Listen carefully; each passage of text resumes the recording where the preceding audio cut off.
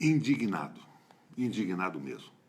Recebi do ministro Meirelles, da Fazenda, um alentado documento, 20 e tantas páginas, explicando a moda dele, a famosa PEC 241, que no Senado tem o número de PEC 55. Projeto de emenda constitucional, número 55 no Senado. E ele tenta explicar aqui como o equilíbrio das contas ajudará na retomada do crescimento econômico.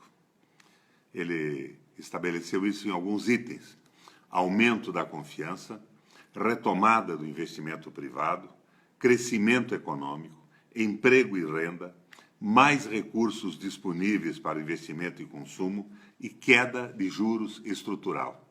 Minha gente, esse Meirelles não entende nada de economia. Ele é um bancário. Ele sabe vender cheque especial com juros de 320% ao ano e cobrar juros de 480% ou mais no cheque especial. A minha indignação é absoluta. Essa proposta quer simplesmente liquidar com o Brasil. Ela joga todo o peso de um tal ajuste fiscal em cima do povo, das pessoas mais pobres, protege, estimula e beneficia os rentistas, os grandes bancos e os donos do capital. É um absurdo total. Ela vai provocar a marginalização de nosso povo, que é um povo de mais de 200 milhões de habitantes, e eu fico aqui imaginando um Brasil semelhante à Colômbia, um Brasil com maras, com grupos de bandidos, porque é isso que leva à marginalização, bandidos organizados e violentos, com rituais iniciáticos de crimes, assassinatos, completamente abandonados pelo Estado. Me perdoe a indignação, mas essa indignação é levada a todos os brasileiros. Com o pessoal do meu gabinete, nós preparamos aqui um trabalho. O que este governo espera da famosa PEC 55? É esse o número dela no Senado. O ministro Henrique Meirelles mandou para o Congresso uma peça de ficção de 26 páginas, artisticamente encadernada, e com um longo anexo de perguntas e respostas, a fim de justificar o raio da PEC 55. Qualquer pessoa que tenha um mínimo de bom senso pode dispensar de ler o papelório e se concentrar exclusivamente na página 21, sob o título Como o equilíbrio das contas ajudará à retomada do crescimento econômico. Vejamos, um a um, cada efeito que Meirelles anuncia em relação à nova PEC, um novo projeto de emenda constitucional. No total são 6. Trata-se da essência do que o governo espera com a aprovação da medida. É claro que se algum deles não funcionar, mas os outros funcionarem, teremos um resultado razoável. A economia, todos sabemos, não é uma ciência exata. Entretanto, ela funciona de tal forma que todos os resultados são a mais acabada falácia, os resultados das propostas do Meirelles. Produto exclusivo da imaginação do Meirelles, da sua inocência sobre economia ou de uma profunda má-fé contra o povo brasileiro. Vamos examinar uma a uma das suas propostas. Primeiro efeito da PEC de Meirelles, segundo ele, é estabelecer a autoconfiança no Brasil. Nada mais falso, minha gente. Não é o reequilíbrio das contas que ajudará na retomada do crescimento econômico, mas a existência de demanda efetiva na economia, isto é, o fato dos consumidores terem renda, emprego e disposição para comprar. O investidor produtivo tem em vista o mercado, não as intenções de Meirelles ou a sua demagogia neoliberal, mistificadora.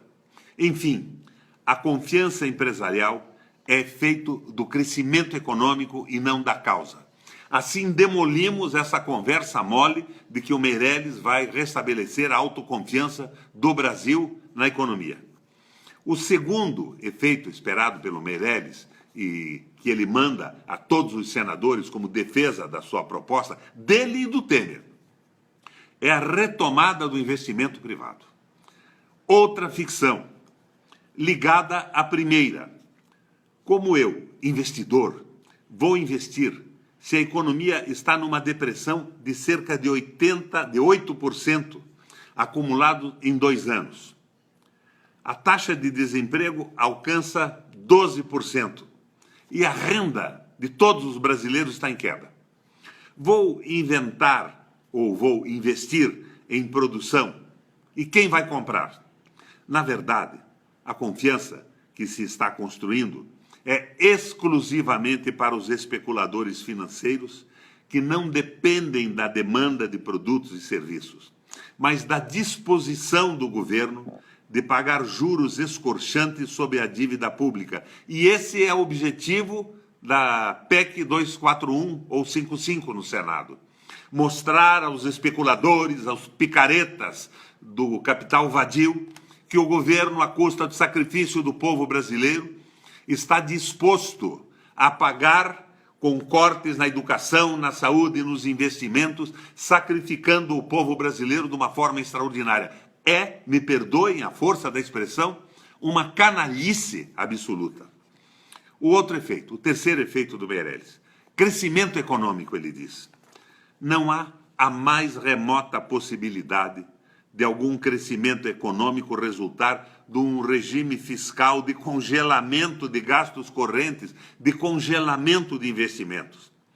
Crescimento econômico, numa situação de depressão como aquela que estamos vivendo, exige ampliação de gastos fiscais, seja gastos correntes, seja de investimentos. Esta é a primeira lição de economia estimulada por métodos keynesianos, os métodos que tiraram os Estados Unidos com o New Deal da miséria que estava no governo do Roosevelt. O efeito de crescimento do déficit fiscal é imediato, como se reconhece no próprio documento de Meirelles, só que mascarado por um raciocínio falacioso sobre o aumento da dívida, que na verdade a dívida cai com o crescimento do PIB. Se o governo investe, a economia funciona, a arrecadação aumenta, o produto interno bruto cresce, a dívida diminui nessa relação e disso nós não temos nenhuma dúvida. Portanto, esse efeito de crescimento econômico, essa retração e essa recessão, que é recusada até hoje pelo Fundo Monetário Internacional, é mentira ou é canalice. O quarto efeito, emprego e renda. Percebam bem o que eles tentam fazer para que nos iludamos com isso. Outra absoluta falácia. Emprego e renda são resultantes de uma economia em crescimento e só aparecem na primeira fase de um processo de expansão quando devidos a uma política deliberada de gastos públicos deficitários, nunca pelo congelamento de despesas fiscais. Já o crescimento derivado da ampliação de gastos públicos deficitários contribui para a expansão do emprego e da renda, gerando um círculo virtuoso de crescimento da economia e reduzindo a relação dívida-PIB. A dívida do Brasil só vai diminuir quando o PIB crescer. O quinto efeito, mais recursos disponíveis para investimento e consumo, diz o raio do Meirelles com o documento que desavergonhadamente nos envia para o Senado. É inteiramente falsa essa argumentação. Na medida em que o setor público congela gastos orçamentários, é imediatamente reduzida a demanda de bens e serviços do próprio setor público sobre a economia privada, congelando oportunidades de investimento e consumo reais, não financeiros. Se a economia está em depressão, como é o nosso caso, o setor privado, mesmo que tenha recursos disponíveis para investimento, como de fato tem aplicados na dívida pública, ele os tem aplicados na dívida pública, não realiza investimentos reais, porque não tem demanda, conforme mencionamos até aqui. Portanto, é mais uma ilusão, uma mentira e uma canalice. O sexto efeito do Meirelles, queda de juros estrutural. Para começar, o que quer dizer essa história de queda de juros estrutural? Não quer dizer nada. É uma palavra jogada ao vento. Esta é a mãe de todas as falácias. A taxa básica de juros, chamada Selic no Brasil, nada deve às forças do mercado, ou como o regime fiscal proposto pelo Meirelles. Nada deve também ao regime fiscal, mas obedece exclusivamente às determinações do Copom, que, por sua vez, condiciona as decisões do Banco Central. É o Banco Central, em última instância, que determina a taxa de juros, e, na prática, ele obedece às determinações do mercado financeiro especulativo, comandado pelo Itaú e pelo Bradesco no Brasil, que indicam os seus diretores. Afirmar que a taxa de juros é estrutural, aliás, eu insisto, ninguém sabe o que quer dizer isso, vai cair por conta do regime fiscal proposto, é enganar a sociedade brasileira e preservar uma política monetária, para dizer o mínimo, absolutamente criminosa. Conclusão, minha gente. Se as postulações de Meirelles são todas falsas, quais são, afinal, os objetivos ocultos mantidos na PEC do fim do mundo? Em síntese, trata-se de dar o passo final na construção do Estado mínimo, conforme a pressão constante sobre a economia brasileira, exercida pelos formuladores do famoso Consenso de Washington.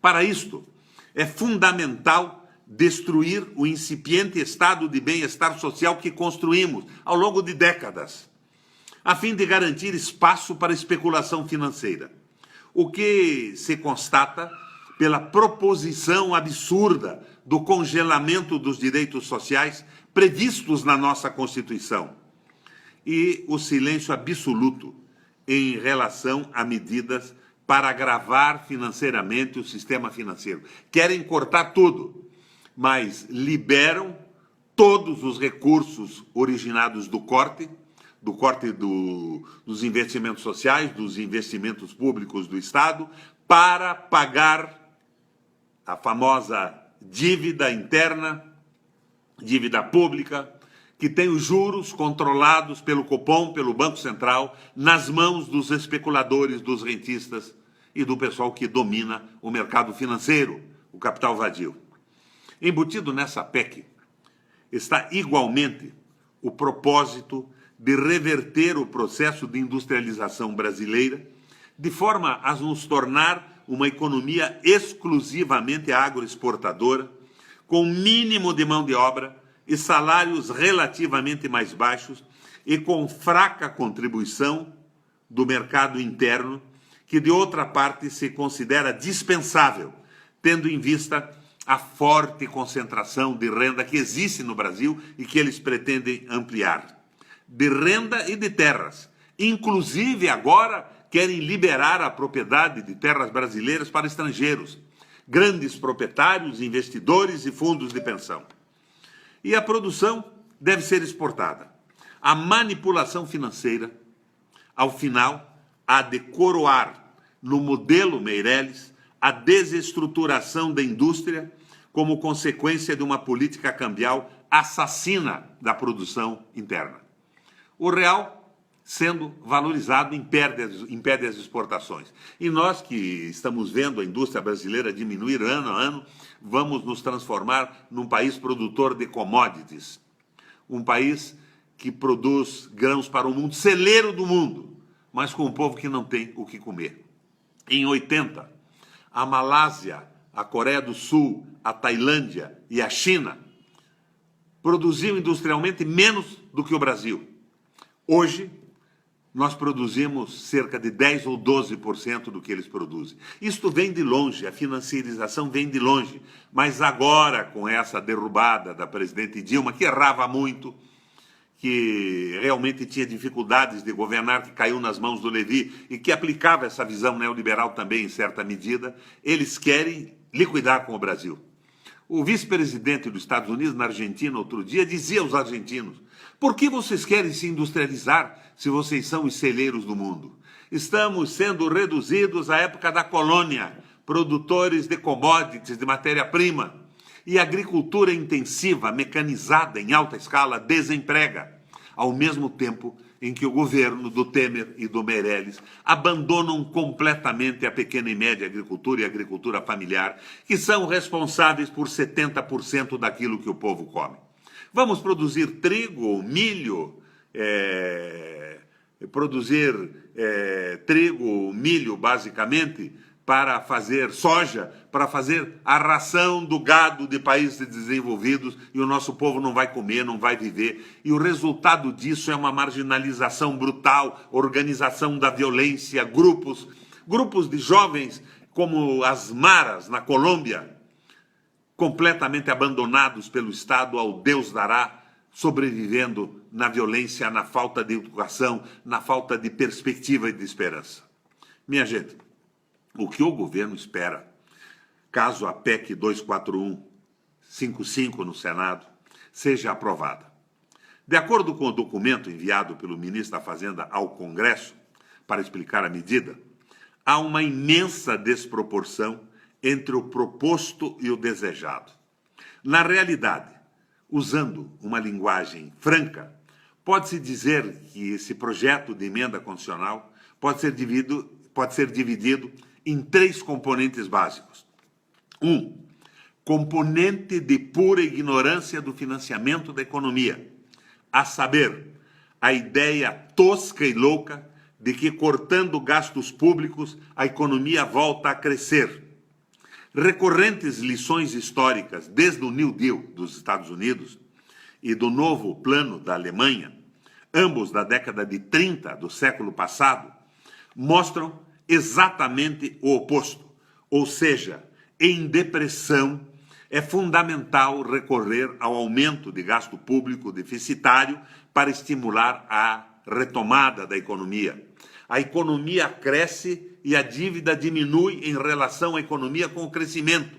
O corte amplia a recessão, leva o povo à miséria, à violência e ao desespero.